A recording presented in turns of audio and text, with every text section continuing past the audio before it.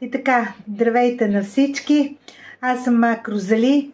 Днеска ще си говорим с вас какво ви предстои и ви чакам тук да споделяте всичките ваши проблеми, за да мога да ви помогна.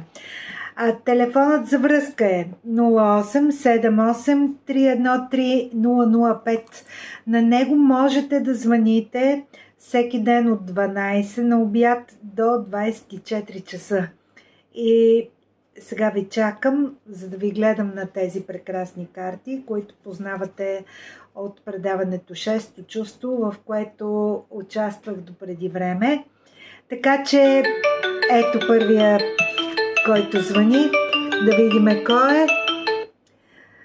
Здравейте. Така, ало.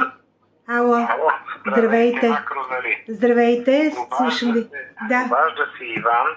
Така. Преди време сте помогнали на моята сестра Мария, така, като сте развалили родово проклятие на целия род. Така. И първо искам да ви изкажа огромна благодарност и Бог да ви поживи за това, което сте направили, защото сестра ми си намери много добра работа. Ожени се, а близо 10 години не беше могла да си намери приятел. И пред мен лично се откриха нови хоризонти. Вече си имам приятелка, с която живея вече от 3 месеца. Живота ми се преобърна изцяло и открих нови хоризонти, нови пътища. Видях неща, които преди не бях чувствал с душата и сърцето си. И сега искам да ви попитам, ако разбира се удобно. Разбира се, че удобно. Слушам ви какво... Новата ми приятелка, тя се казва Николета и е родена на 1.8.1991 година. Момент да запиша. Така, казвайте кога е родена. Николета се казва приятелката ми. Родена е на 1.8.1991 година. Така. Въпросът ми е, ще си намерили скоро работа, тъй като е кандидатствала на няколко места в последния един месец, но за сега от никъде не са и се обадили. Така, в момента изпадна една карта, която е първата карта. Това е новата работа, която предстои пред нея.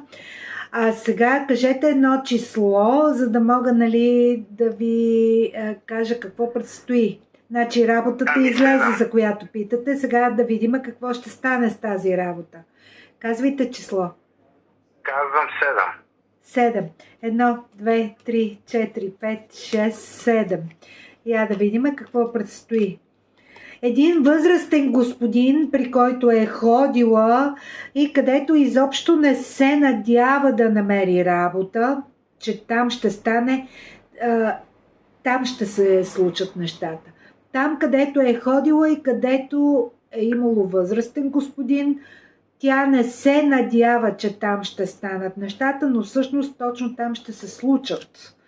Ето ги, хубави са картите. След какъв период от време ще се случи това? До края на този месец ще я викнат. Значи тя е ходила юли месец там на това интервю. Да, точно така, абсолютно. Мога да ви кажа пети като дата.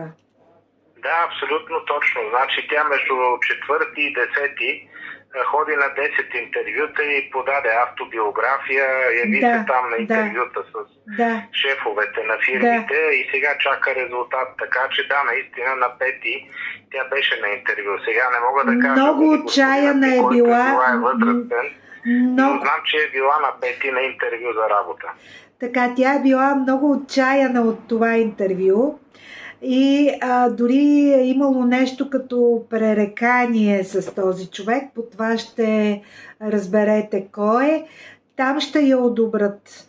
Единственото, което искам да внимава е хубаво да си подпише договора и най-вече да си направи длъжностна характеристика, защото това ще я защити в нейните задължения, които трябва да има яснота, за задълженията, които